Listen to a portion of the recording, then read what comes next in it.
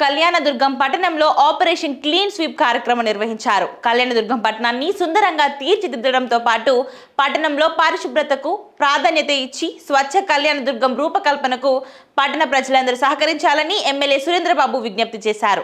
Operation clean sweep కార్యక్రమంలో భాగంగా మంగళవారం పట్టణంలోని వాల్మీకి సర్కిల్ వద్ద స్వచ్ఛ కళ్యాణదుర్గం కార్యక్రమాన్ని నిర్వహించారు. ఈ కార్యక్రమంలో ముఖ్య అతిథిగా పాల్గొన్న ఎమ్మెల్యే సురేంద్రబాబు మున్సిపల్ కార్మికులతో కలిసి ప్రత్యేక దుస్తులు ధరించి రోడ్లను శుభ్రపరిచే కార్యక్రమంలో పాల్గొన్నారు. ఈ సందర్భంగా ఎమ్మెల్యే మాట్లాడుతూ పట్టణ ప్రజలందరూ తడి పొడి చెత్తను వేరు చేసి మున్సిపల్ పారిశుద్ధ్య కార్మికులకు అందజేయాలని కోరారు.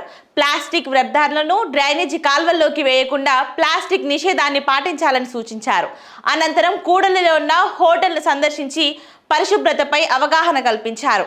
ఈ కార్యక్రమంలో municipal commissioner Vamsikrishna Bhargav, DSP Ravibabu, మాజీ municipal chairman YP Ramesh, Bikki Ramalakshmi, Govindappa, market committee chairman Boya Lakshmidevi, municipal సిబ్బంది, టీడీపీ నాయకులు పాల్గొన్నారు.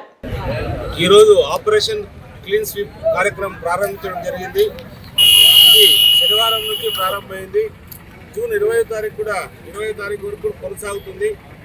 ఒకటే దీంట్లో ఉన్న కార్మికులందరూ కూడా వాళ్ళకి కార్మికులు కష్టపడాల్సిన అవసరం ఎంతైనా ఉంది. వాళ్ళకి తోడుగా మనం కూడా సహకరించాలి, ప్రజలు కూడా.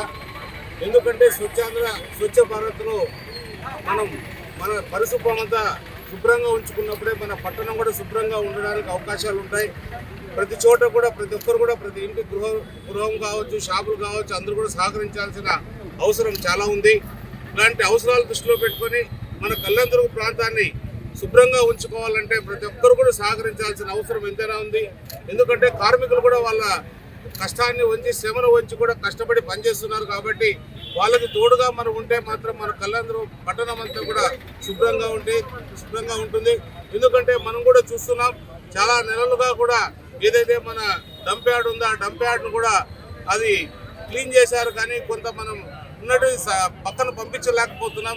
దానికి ఒకటి ఎందుకంటే ఎక్కడికక్కడ విడిదీయలేని పరిస్థితుల్లో విడిదీసినా తీసుకుపోవడానికి వీల్లేని పరిస్థితులు ఉంది. కాబట్టి అవి అక్కడికే ఆగిపోయినాయి.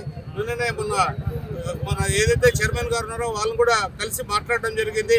ఆ చైర్మన్ గారు ఏం చెప్పారంటే, ఒక లెటరు మీ నుంచి వచ్చింది కాబట్టి ఆ లెటర్ ద్వారా ఏమి చేయలేని పరిస్థితుల్లో ఉన్నాం కాబట్టి ఏదేమైనా కూడా త్వరగా కూడా మరీ కూడా క్లీన్ చేస్తామని కూడా ఆయన తెలియజేయడం జరిగింది. ఏదేమైనా కూడా కమిషనర్ గారికి అలాగే ఆర్డీఓ గారు ఇన్ఛార్జ్ ఉంటారు కాబట్టి ఆయనకు కూడా తెలియజేస్తున్నాం. ఎంత త్వరగా వీలైతే అంత త్వరగా మనం డంప్ యార్డ్ ఇక్కడ నుంచి కూడా మనం బయటకు పంపించగలిగితే ఇక్కడున్న ప్రజలందరూ కూడా ఆరోగ్యంగా ఉంటారన్నది మనందరి భావన. మనం చాలా రోజుల క్రితమే అది క్లీన్ చేసి డంప్ యార్డ్ని శుభ్రం చేసి ప్రజలకు ఉపయోగపడేదాకా ఉంటుందని కూడా తెలియజేయడం జరిగింది. రాబోయే కాలంలో ఖచ్చితంగా కళ్యాణదుర్గం పట్టణం ఏ రకంగా ఉంటుందంటే, మన అనంతపురం జిల్లాలో ఇప్పుడు అవార్డులు తెచ్చుకుంటున్న పట్టణంగా తాడిపత్రి ఉంది. అంత ఆ కోవలో జరగాలంటే మన అందరి ఉద్దేశం. ఖచ్చితంగా ఎందుకంటే ఒకరికొకరు ఇన్స్పిరేషన్తో పనిచేసినప్పుడే ఖచ్చితంగా కళ్యాణదుర్గం పట్టణం కూడా సుందరంగా తయారయ్యడానికి అవకాశాలు ఉంటాయి.